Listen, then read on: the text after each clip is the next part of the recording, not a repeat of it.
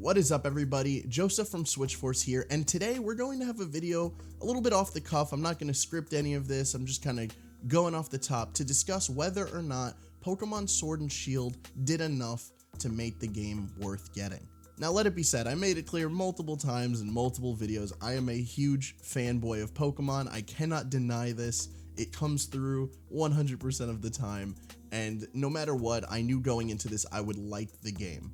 However, I'm going to talk about whether or not it does enough for people who are interested in the game, but maybe aren't as biased as I am. Now, off the top, I will talk about the positives just because I'd rather get them out of the way than have the end sound more positive, because then people are going to think that I'm trying to end everything on a positive note. With that being said, there are positives to talk about. First off, while the graphics aren't anything crazy and we have seen better looking Switch games in the past couple of months, let alone its entire run. I mean, look at Breath of the Wild, that was a launch title and it really does look better than Pokemon Sword and Shield. It is still a step up from what we got before. And I know a lot of people don't like hearing that because, of course, Game Freak's able to step it up. They're a huge company. But at the end of the day, they don't have to do that. So seeing the new design, seeing the wild, seeing everything the way it is still a huge step up. Some of the towns in this game, especially the later ones, I don't want to spoil too much, are beautiful. And some even look legitimately good by game standards, not just by Pokemon standards, which is really awesome to see, and a lot of people won't see it unless they play the game. Another huge positive, in my opinion, is the Pokemon designs. Sure, a lot of the ones that they showed us early on may not have caught a lot of people's attention, but a lot of the ones that were left secret for us to find are fantastic. I mean, we've seen such weird Pokemon this generation, and weird in a good way. I mean, they have a literal apple that turns into two dragons.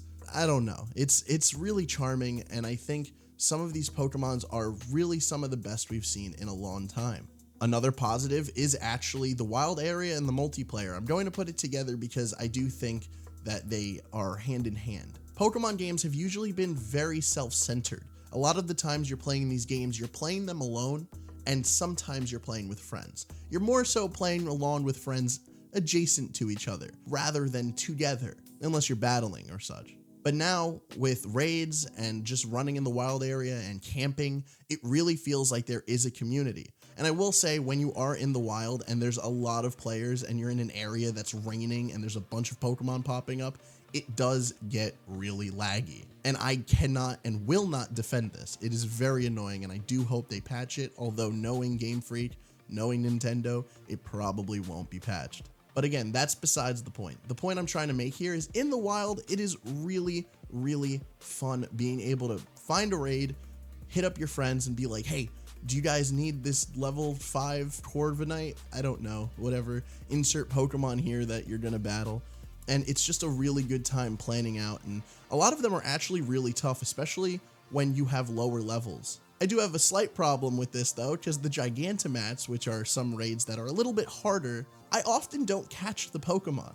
A lot of the times we will go through this really hard, maybe 10-minute fight just to finally be able to catch this Gigantomats, and we can't. It like just breaks out. None of us get it, and that's really upsetting on multiple levels. And you know, that's the thing that the game has to do, I guess, to make it more replayable. I don't know. I just wish they made the capture rate a little bit easier. But again, I'm striving into negative territory, so we're gonna go back to the positives real quick. I think the story was fantastic. I know a lot of people don't want to hear that, and a lot of people are like, oh, but the story is made for kids. But I genuinely thought the story was great. I think Hop is a great rival. Not at the beginning. He's very annoying and super anime. But by the end of it, he redeems himself and makes a choice that we haven't seen since the first generation. And I highly recommend you guys play the story and pay attention to it. I will say that the legendaries, and especially the main legendary for the game, was extremely rushed. I wasn't sure where that came from, but I did still think it was super epic. And especially with the music playing, I don't know, it really got my blood pumping. The final parts of the game really did ramp up a little too fast. Again, it's just one of those things where I have to take the positives where I see it, otherwise I can easily destroy this game. And now with that out the way, let me talk about the things I can absolutely destroy. We've already talked about the graphic fidelity of the game. It's not great, and I don't think anyone can really defend that. especially in the wild area where things are left way more open. It is hard to craft a finely tuned world, and I get that, but then don't do it. Game Freak, why did you do this? Why'd you make this tree a thing? From pacing to just generally a lot of weird feelings about this game. I can tell that Game Freak had trouble with this one. And maybe it's the media making everyone just hate this game going in on it. I really can't say, because that's where we're at in the world right now. We're just stuck with this game. We don't know what it could have been. We don't know what it will be, just because out the gate, everyone already hated it. Now, does the national debts issue bother me as much as it did when it was announced? I will honestly say no, it doesn't, at least not for now. Later on, I'm sure it will bother me, because I know that it's going to get stale. It's going to get competitive, like especially in the competitive. It's going to get boring because there's less Pokemon. For people who want to catch them all, there are a lot to catch. There's like 400 Pokemon in this game. You will be doing this for a long time. Some of them have an encounter rate of like 0.2%. So don't worry, you are going to have a long time trying to spend on completing that Pokédex. However, it does hurt that some Pokemon aren't in. And the fact that the one Kanto starter they brought back is Charizard, well, Charmander, is just such a spit in the face, and I can 100% agree with that. Again, the negatives do come in many shapes and many sizes. Some of it being, like I mentioned before, the frame rate in the wild sometimes getting real stuttery, the pacing. Some of the Pokemon are kind of weak, even though majority of them are really cool looking. But again, I think there's a lot of positives here. Again, that's not the question that we're here to answer. The question is, did Pokemon Sword and Shield do enough to make it worth getting? And the answer is just as confusing as the game itself, because yes, I had a lot of fun in the game. I've already spent over 50 hours in it, and that's a ridiculous amount of time for me to not see my family. However, I don't think this game came out the gate swinging. This is the first console game in the mainline series, and it did not kill it. It did not do the best it could do, and it is very easy to tell that. A Pokemon game like Let's Go Pikachu and Let's Go Eevee is way more polished, and it's a spin-off game. Don't get me wrong, the scale is a lot different.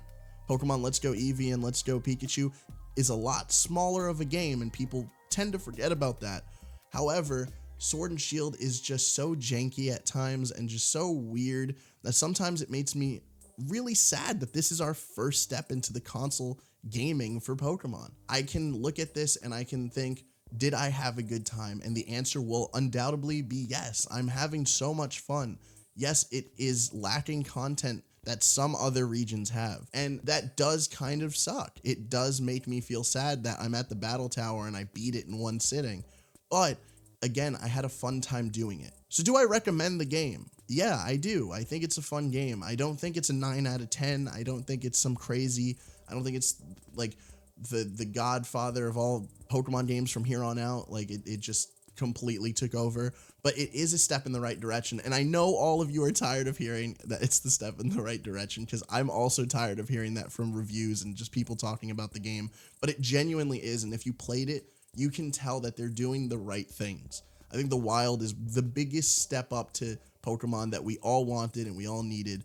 And yeah, it sucks that you can't catch Pokemon until you have a certain number of badges, but they have to do that, because if you have a Pokemon that's a super high level, you're just going to beat the game anyway, so there's really no point to that. However, I don't think it did enough to warrant people to definitely get this game. I think the game is okay. I think it's a great Pokemon game.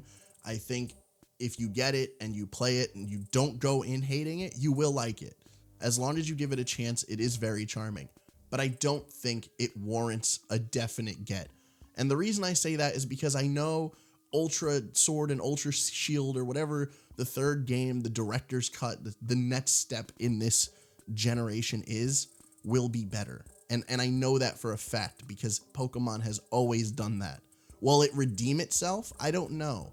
I can't tell you. I don't work for Game Freak. Although Game Freak, if you want to hire me, I do draw, so I'm here for it. But at the end of the day, the game is fun. It does not redeem itself from the extremely bad press. A lot of the stuff you heard is true.